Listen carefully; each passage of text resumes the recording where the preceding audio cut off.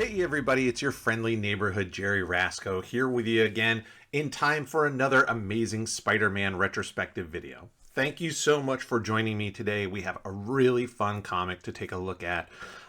Today we're looking at The Amazing Spider-Man number 43.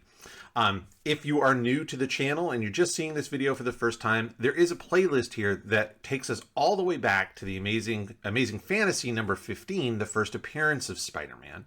And I have reviews of every issue all the way up to this one, number 43. So if you want to check those out, please do. If you're not a subscriber, maybe consider subscribing to the channel.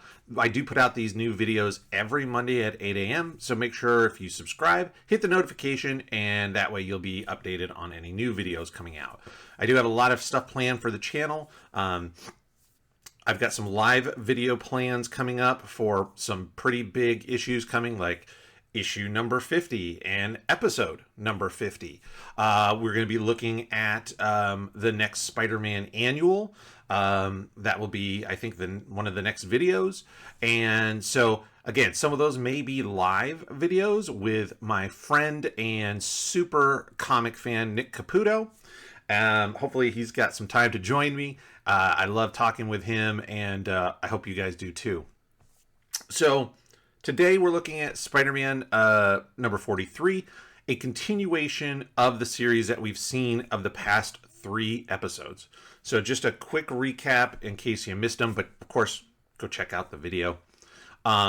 We have the introduction of the Rhino. So you had the Rhino in number 41. He was coming to kidnap Colonel Jameson. That's Jonah Jameson's son, who had been exposed to some sort of spores, they said, from a spacewalk mission that he had done as an astronaut. And nobody was sure how they were going to affect him. And so the idea was that foreign powers used the Rhino as a agent to kidnap Colonel Jameson. And of course, Spidey stops him. That's the first leg of the story. The second leg, the spores affect Colonel Jameson. He gets super strong, but he also kind of loses control, and he ends up attacking Spider-Man, first under Jonah's idea or his suggestions, and then eventually just his own anger leads him to continue to attack Spidey. Spidey saves him, and we're all good. But during that, we see a plot thread where the Rhino, the authorities are having a hard time containing the Rhino because they can't pierce the Rhino hide suit that he has. So they can't sedate him that way. So they end up trying to use gas. Now we have issue number 43, which is kind of the conclusion of this story. So I like it. I always enjoy multi-arc stories, or multi-issue arcs where one issue leads into the next to the next. So that's what we've got here. So that's a fun thing for us to look at, which is a little bit different than what we had seen in some of the earlier issues. And of course, we're really going to be focusing on the art of John Romita. This is now his 5th issue as the regular Spider-Man penciler, and in this case, artist. And so we'll really be taking a hard look at how he's progressing and kind of the things that he's doing with Spider-Man. So without further ado, let's get over to the comic and check it out. Okay, so here we have the cover to The Amazing Spider-Man number 43. And as I mentioned, the Rhino is back. Again, just to start off very quickly, I love the Rhino design. For a character that's obviously not very flashy, I just really like the thickness and weight to the character, which is exactly what a Rhino character should be. The flatness of the face and the way that the character's eyes and the human eyes kind of mimic the Rhino eyes on the side of the helmet, I think is very, very good. The thick feet, the heaviness of the character really works, and so John Romita has really captured that feeling of Rhino. If you've ever seen a rhino in a zoo or safari or something to that effect, it's amazing. These animals are like the size of a small car, and when you see them, you feel just visually, you can see the weight and the structure and the mass. And so that's what we're looking to capture here with the depiction of this character. Great tilt. So we've talked about this before. The classic phrase is a Dutch tilt. It is used in television and movies when you want to have a dramatic moment. You take the camera, and instead of being straight 90 degrees to the earth, you tilt it. It creates a lot of emphasis, interest to the viewer. And as well, it's really emphasizing this swing. So Spidey is holding onto the Rhino's horn, and he's being swung around from the right of the page to the left of the page. And so we tilt down, and it emphasizes that movement. It gives us a bigger arc of movement, feeling like Spidey is really being whipped around here. Again, great depiction of the Rhino. I like the crowd in the background. Very nice there as well. Sort of almost like a fisheye view. Gives us a wider perspective, even though it's a very narrow, image. Just enough background to know that we're in the city. That's fine.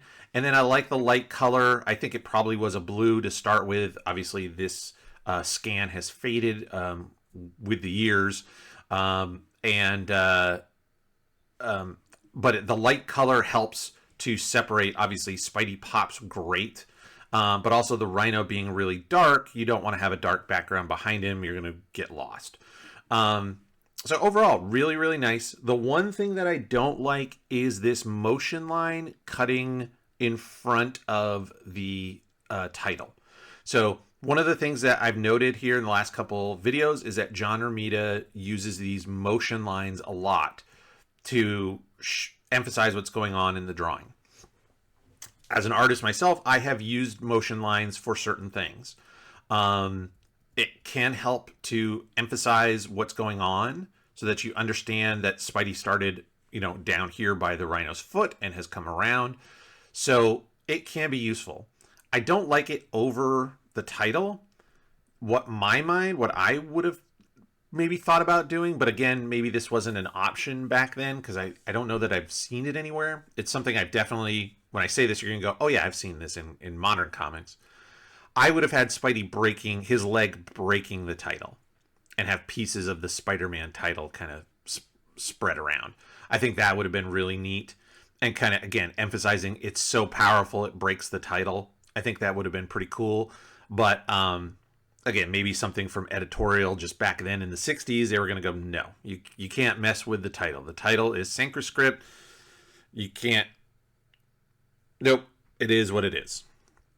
So, let's get into it here. Again, I'm going to remind you, as I do with every video, this is a PDF scan of an original comic.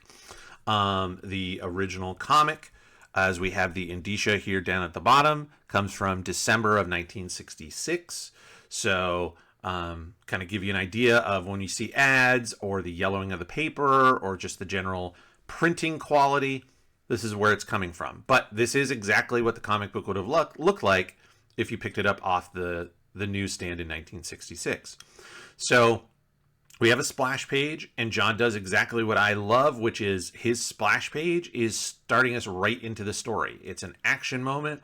The Rhino is breaking out of his containment. I guess we'll see the gas that they were using to sedate him has worn off. And you can tell by the thought bubble here, he has one thing on his mind, and that is Spider-Man. Going to the credits, we see here 3 credits. We have Stan, the writer, John Romita, the artist, and then Artie Simek, the letterer. So when you see the one artist credit, that means, again, this is an issue just like the last one, where John Romita was both the penciler and inker. So one of my comments in the last video, if you haven't seen it, I did kind of point out some things about John's inking that I thought were a little lacking. I thought that there wasn't a lot of line weight variation. There wasn't a lot of use of the solid, thicker lines for stuff. And just spoiler alert, we'll talk about it, but just on this first splash page, I see a noticeable difference. You see, now some of it's just the way that the shading is, but the Rhino's foot underneath is much darker. The lines around here just separating him from the sound effect and the background are thicker. On the image of Spidey here, arm, under the arm, and under the forearm is darker. The hand, the palm of the hand. He's used a thicker line around the fist to separate the arm where the red is from the red of the chest and belt of the costume. So just better use of line weight to help separate elements on a three-dimensional plane, right? So if every line is the exact same thickness, our eyes tend to blur it together. And John already is doing a much better job of helping to separate that. So maybe, maybe the first issue that he did, maybe it was a rush, or maybe they were like, hey, we don't have an inker, you're going to have to ink this. And he kind of was doing it, and knowing coming into this issue he was going to ink it, maybe he was able to take a little more time or plan a little better. So yeah, the Rhino has escaped his sedation. One of the things I'll note here, I really like this. John does this a lot. He does it on page turns. So when you turn the page, you get a big panel at the top to kind of kick off the page, especially if there's action. I like that. He'll also use a big panel like this to anchor a page at the bottom and give you a big moment and then a page turn. So I like that a lot. I love the Rhino. Again, the pose, just leading head first everywhere, I think is terrific. So artistically, I think this is really good. Just story-wise here, little couple notes. We've got Betty and Ned are finally engaged. This is a real couple, so definitely between this and what we're about to see, the Peter-Betty Brant story is over, 100%. He heard about Jonas, hears about the Rhino, and wants to get the story. Peter is having dinner with Mary Jane for the first time. So we've seen Mary Jane in the last episode or last issue when she's at the door, right? The classic introduction. And now we get to see a little more of her. And everything you think about Mary Jane, if you're going to kind of boil down the character to just sort of, her base elements, everything about Mary Jane is basically here at this time. The hair, the look, this always smiling, the energy. I mean, they're hanging out with their elderly aunts and just decides like, hey, I'm going to turn on some music and start dancing. And she just starts dancing. And then she tells him like, I'm an actress. The world just doesn't know it yet. So the confidence, the attitude, everything about Mary Jane that we think of Mary Jane is here now. Obviously there's more developments over time, but for now, I mean, she is fully formed as the Mary Jane character we know. So really great. The only thing I will say is that I'm not going to get into it because the dialogue, she's trying to, so Stan is trying to write her as, I suppose, like an 18 or 19-year-old girl in 1966. And this is what he thinks they sound like. And the slang and everything is like a nickname or a whatever. It does not age well. I don't know anybody actually talk like that. Maybe. I wasn't around back then, but wow, it's tough to follow sometimes. Like I said, didn't necessarily age well, but visually and from an artistic standpoint, everything is there. So the nice part is, as I mentioned, Mary Jane is Mary Jane. She's adventurous, confident. She wants to go see the Rhino. Rhino's been reported on a tear through the city, and she's like, let's go. And Peter's like, great. I don't have to make an excuse to leave. I'll take her with me, and then I'll just slip away. This is great. We have another cameo here from Matt Murdock and Foggy Nelson, aka Daredevil, and his legal partner, and probably Karen Page in the background. So what I noticed when I got to this page is that, so one, I know Stan Lee loved his cameos. He loved to link up his universe, right? So that these Marvel characters, Spider-Man, Daredevil, the Fantastic Four, they're all in New York. Why wouldn't they see each other, right? Or be involved, interact in some way. So here we have our little note. Now, here's the deal that I noted about what John was doing. And I'm going to zoom in some. John Romita, as the artist, I don't know him personally, but I'll call him John.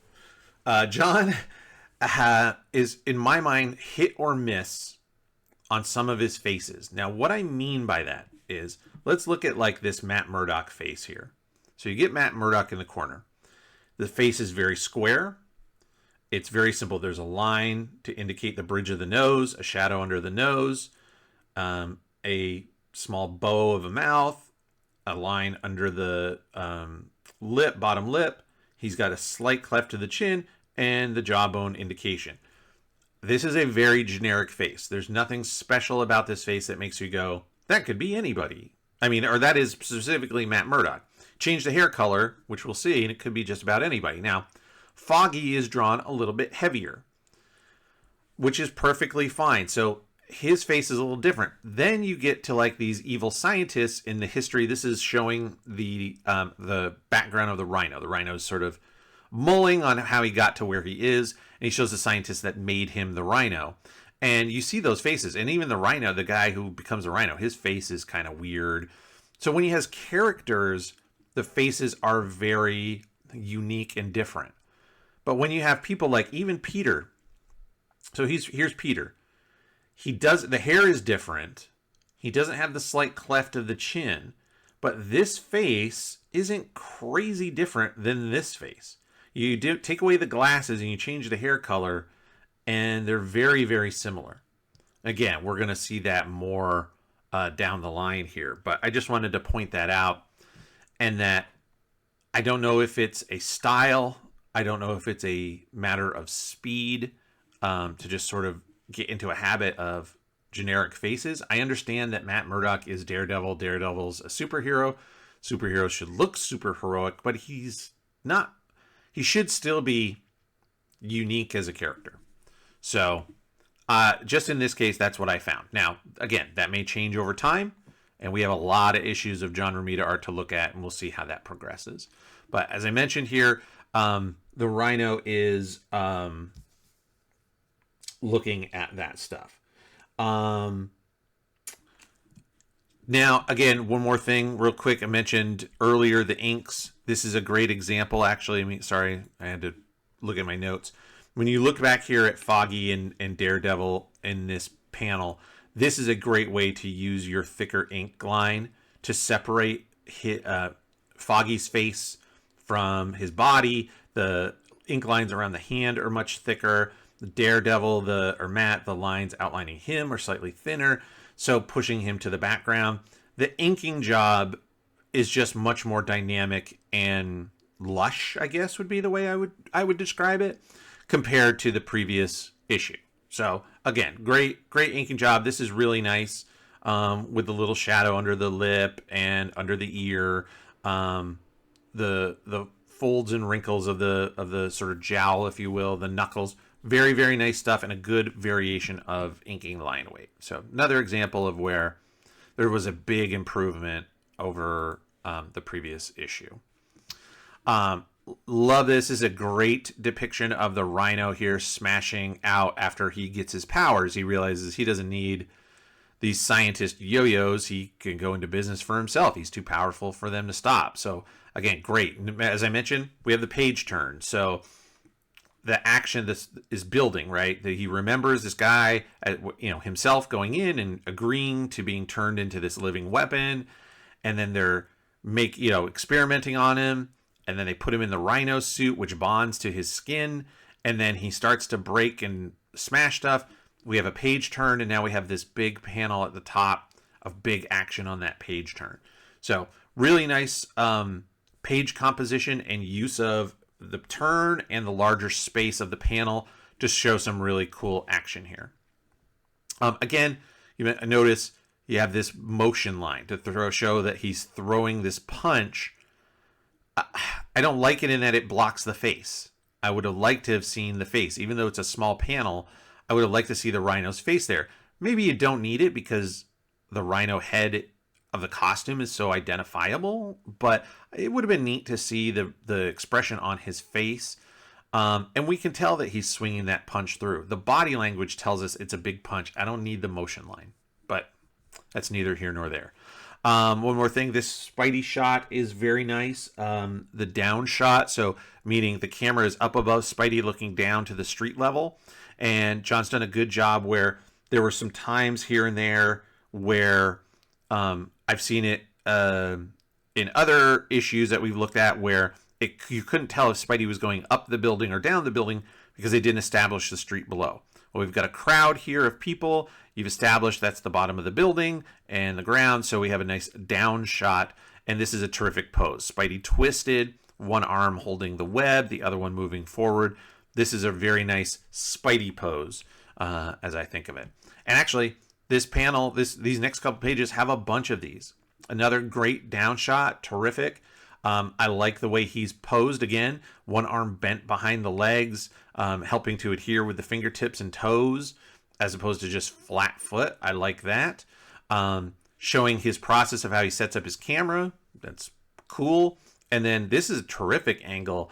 Remember how I mentioned, again, the bottom of a page, using a big panel at the bottom of this page anchors it. So this is all set up. This is all anticipation for the fight that's going to happen. And so we come down to this big page, and again, all that weight is there. So when we move to the next page and we get to the action, it's the release of the tension. And so this is a terrific use of this big anchor panel down at the bottom. And this is the upshot. So here's the opposite. A down shot is above the character looking down to the ground. Here, we're almost laying on the ground looking up. So upshot or worm's eye view, sometimes it's called. We see a couple more of those over here. One over here in this page. But this is a terrific switch to turn the camera to see Spidey coming at the Rhino and him turning to be prepared. Really nice use of the camera angle, space, and again, moving the reader's eye through the page, putting the Rhino on the right side, so everything is coming from left to right. Again, it gives us a lot of energy and motion. So same thing here as we move to the next page. These are just great. These are terrific sequences. Great sequences, good poses, good camera angles. I mean, this stuff is really, really good. Spidey coming from left to right, as I mentioned. So now we've gone from down shot again to up shot, looking down at the Rhino as he's crouching, and now he leaps up to hit Spidey. This is terrific and really good. What I've mentioned in the past episodes of choreography. What did I call it? Continuity. Choreography continuity.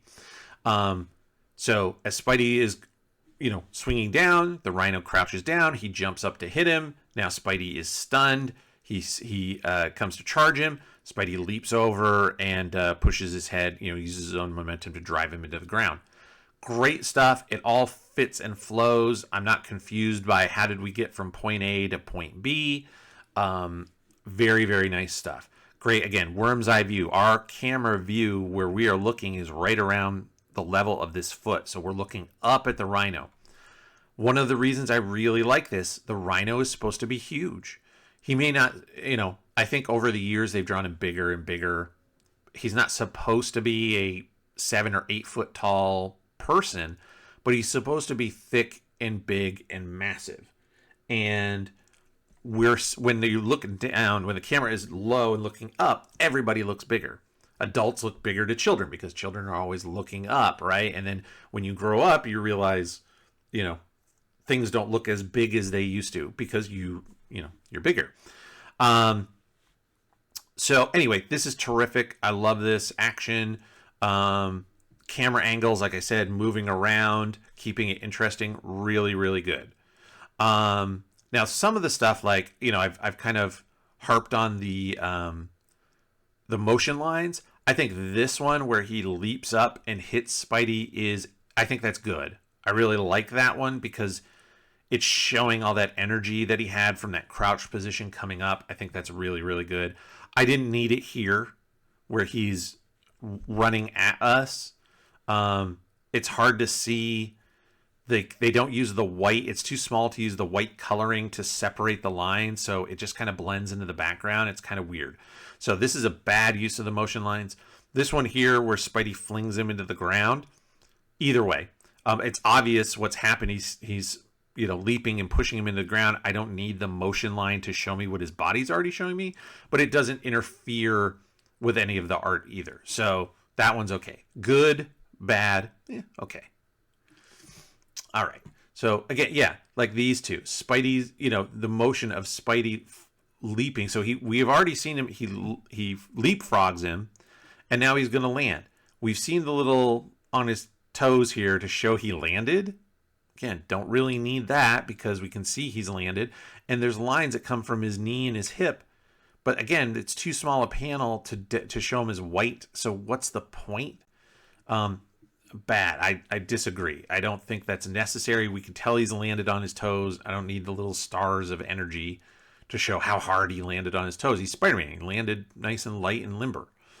And then Rhino charges again, and Spidey puts him into a 55-gallon drum. Now, the nice part is we have established the drum. All the way back here, we have established that there's this drum. It's shown here, here. We see it behind Spidey. This drum is in nearly every panel. I like that because you can't cheat the audience by pulling something from behind your back that couldn't have been there, right? So really showing that and having it pop up throughout the background makes it so it's not weird when Spidey grabs a drum. You don't have to go back several pages and go, where did that come from? Wait, there was a green drum? My only problem is there's no way the Rhino fits in a 55-gallon drum. Like, there's no way. I think a grown person might be tight. Getting a grown adult might depending on their size, might have a hard time fitting into a drum. Certainly not being able to move enough to flex out. It just kind of took me out of the story. The proportions of that drum, Spidey and the Rhino just don't line up for me. But that's fine. It's comics, so we can forgive that, no doubt about it. So one of the things that I noted here as we move forward, and it really struck me on this page, I think, as I see these images of Spidey, and I should have kind of noticed back here, I think in a lot of these, John is now drawing a much thinner, slimmer Spider-Man than we had seen the previous issues. Think back to the two issues where he fights the Green Goblin, maybe the first one where he fights the Rhino, and it seems like we have a much more muscular, thicker bodied Spider-Man. This image here where he is leaping up onto the rooftop to try to follow the Rhino as the Rhino runs away, I literally noticed, like, wow, his legs are thin. Now, they're muscular, but they're not bulky. And Spider-Man was getting to a point where sometimes he was being drawn as kind of bulky, real rounded shoulders, rounded biceps.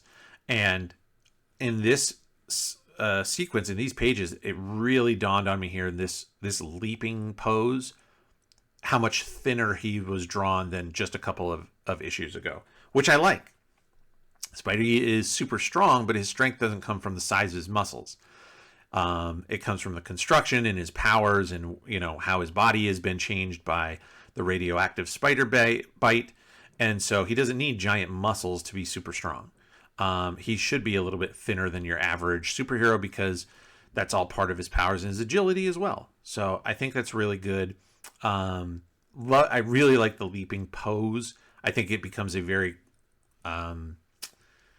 it just screams Romita. And when I say that, if you're familiar both with John and John Jr., I think you can see the influence in both of them in this pose. Very Romita. Same here as he's on the rooftop. And then this is a very nice down shot. Again, all of the camera angles in this issue are terrific. He's using very interesting angles to move us through the story, but also move our eyes across the page, and then also move us emotionally in terms of an ebb and flow of tension, calm, action, drama, et cetera, et cetera. So terrific. The Rhino's heading, and the cops can't stop him. There's a big crowd, so he knows he's got to, jump in there and do his thing. So I'm terrific. Nothing really here to say for anything that I can, explain. Terrific. Jumps again, grabs the horn, slams the Rhino into the ground using his own mass against him, because he knows he can't just punch him. Rhino does get the drop on him, and then smashes into this truck.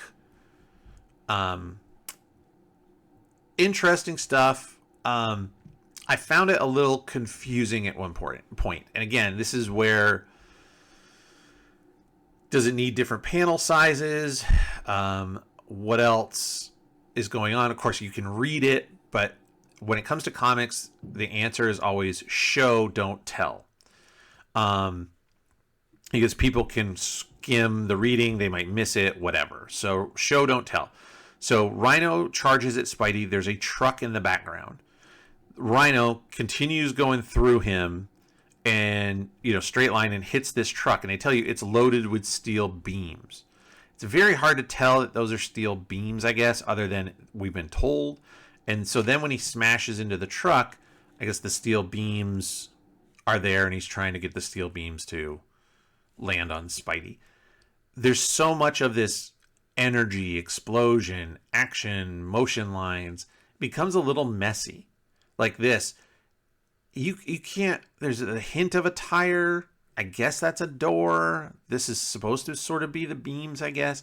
I can't see enough of what the Rhino is hitting to be clear that, oh, it's that truck. So first he rams the truck, then he hits the side of the truck where all the beams are, and the beams, fall, and the Rhino thinks that Spidey's trapped under him, even though the police officer saved him. So sometimes this whole, I don't know what you want to call it, the energy splash, everything's like an explosion. I don't know if you want to call it the Kirby stuff, because I know, kind of, to me, it kind of says Jack Kirby would, use a lot of these kind of shorthands. It's too much, and it's too much to see what's really going on, and sometimes I just want to see what's happening. And then some nice old school pacing here, of Spidey shaking, no pun intended, shaking the cobwebs clear, thanking the cop, leaving, grabbing his camera with all the pictures, and then finding he managed to get just a little bit of the Rhino's suit got ripped at some point when he went through one of the walls. And now Peter has a sample of the Rhino's costume. So again, more pacing for just that fast speed of, let's get through the story piece here. He's got to drop Mary Jane off. He's got to sell some photos to Jameson. And now he's got to head over to do the science. So he goes to Dr. Connor. Oh, yeah. So Dr. Kirk Connors, that's like his go-to science guy.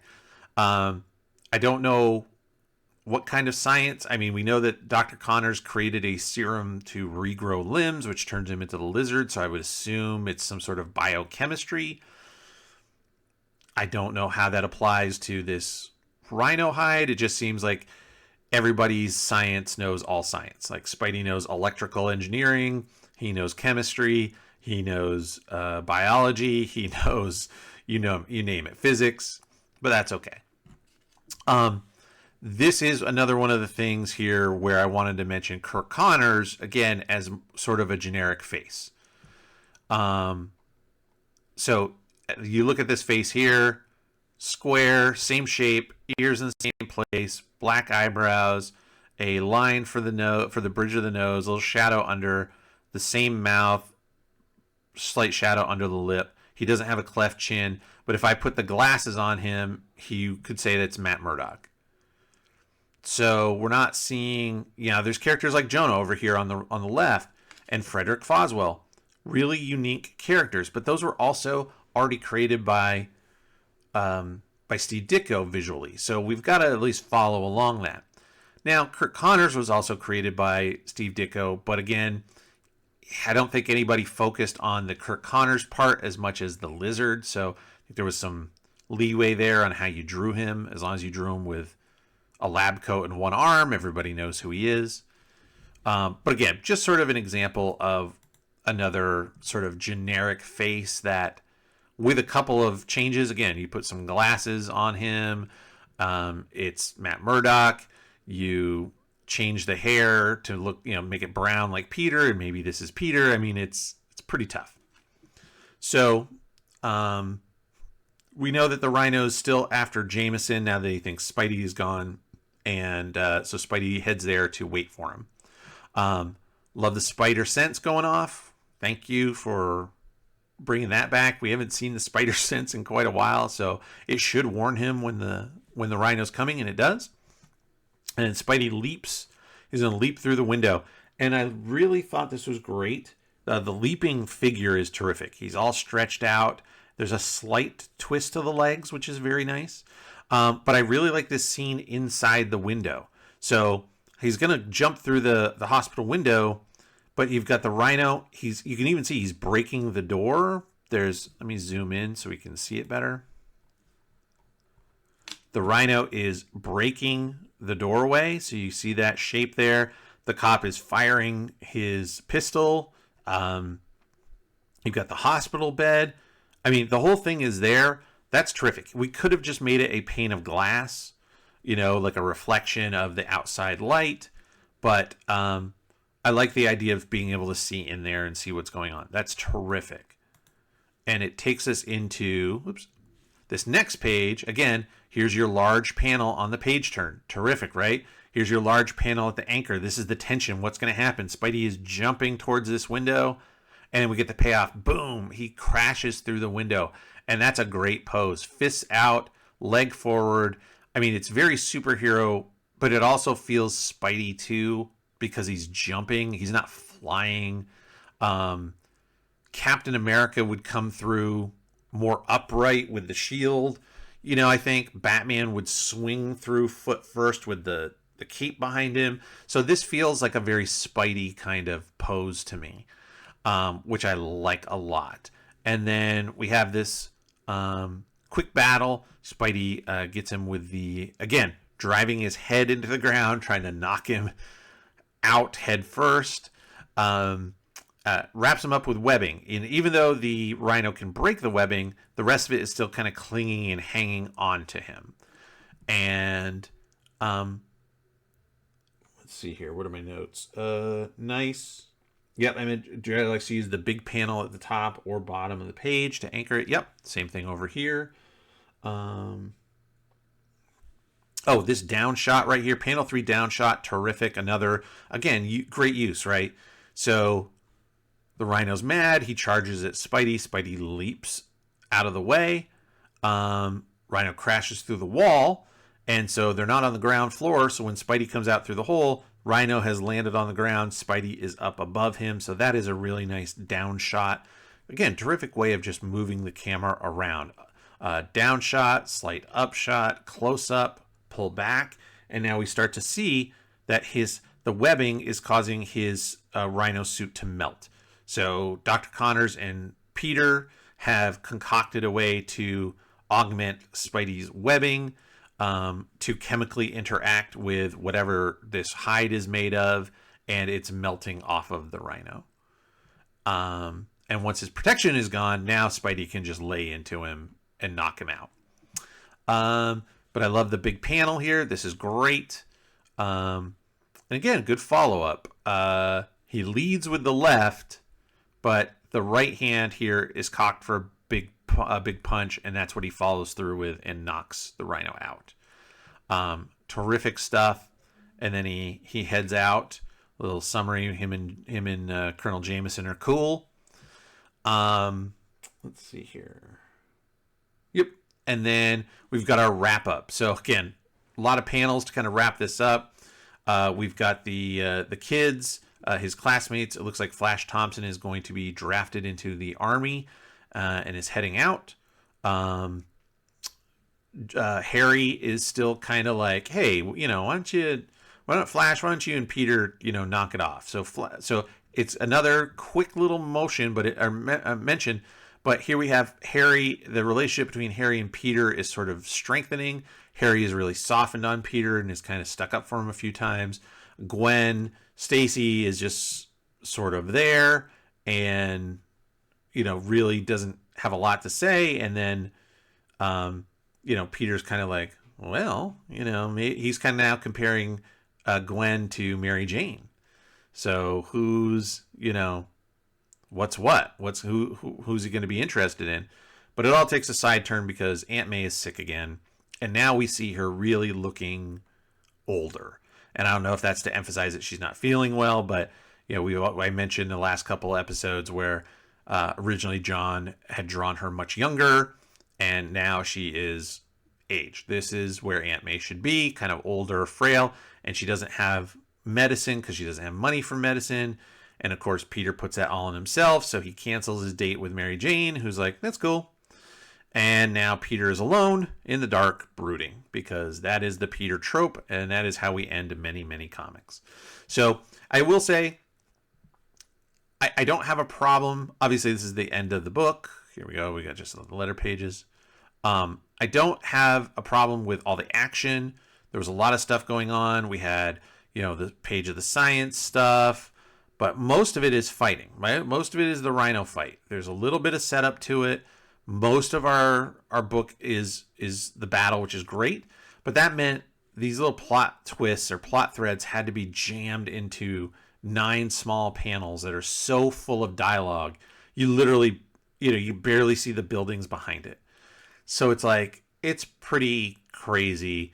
I would have liked to have seen a little space for this to breathe, but at the same time, I don't want to give up the fun battle between the Rhino and Spidey. So, it is what it is. Sometimes this is what happens. You gotta squeeze things into the last page or two to get them out, and then we move on to the next one. So like I said, that's the end of the issue. So let's cut back over to the desk and we'll wrap things up. So that was The Amazing Spider-Man number 43, featuring the conclusion to the Rhino trilogy. Obviously, we know we'll see the Rhino again many, many times. But for now, Spidey has defeated a new enemy. So great. And he did it using the science. It had been a while since we had seen Spidey combining Peter's scientific knowledge and his skills with Spidey's superpowers. Again, sometimes I really do think of them as separate people, meaning Peter has his strengths and his desires and his interests and his concerns, and sometimes Spidey is kind of his own guy. And that's the whole, that's the whole yin and yang to the series, and why Peter is always so caught between, is he Spider-Man? Is he Peter? How is Spider-Man interfering with Peter's life? It's almost like he thinks of them as separate people as well. So great use of the dual identity there, but as you can see, it causes a lot of problems. But I like the issue. I think it's terrific. Overall, I actually have kind of like 3 grades that I would give this out of 10. So the art on this issue, so far, I think this is one of the best ones that we've seen from John Romita. I give it an 8 out of 10. I thought the inking was well improved. The action is terrific. This guy uses very consistent page layouts in terms of the panels, how the panels are arranged, but within each of those he moves the camera around a ton and creates a very dynamic and interesting page composition. So I really like what he's doing there. I liked him making Spidey leaner, a little thinner of a character, not quite so bulky. We'll see if that continues. And just in general, great storytelling. The story itself by Stan, I give a 7 out of 10. It's fine in terms of what happens in the story, but what's the plot, or what's the motivation? whole motivation of the Rhino is to break out and beat up Spider-Man because he defeated him. I don't like that as just a pure motivation for a villain. The whole Colonel Jameson thing is gone. There's no more need to capture Colonel Jameson. The spores are gone. That whole story, like, even if the Rhino did get him, the guy's useless. He's going to figure out pretty quick he's not useful to him. So just beating up Spidey to beat up Spidey, again, it just seems lazy. I'll be honest. The villain being like, I need revenge for the times you've beaten me is kind of lazy motivation. Come up with something new. So I give the story a 7 out of 10, which gives it to an average overall of a 7.5 out of 10 for the story. Good. I really like it. And other than a few small issues I had with it, I think it's a real good issue. And I hope you agree. And if you do, terrific. If you don't, let me know in the comments. What do you think? What would you rate this story as? Have you read all three or seen all three episodes of this trilogy of the kind of Rhino saga? If you have, I'm interested to see what you think of it. So let me know in the comments below. Of course, we will be back next Monday with another Amazing Spider-Man art retrospective video. Thank you so much for joining, and we'll see you all next time. Thanks.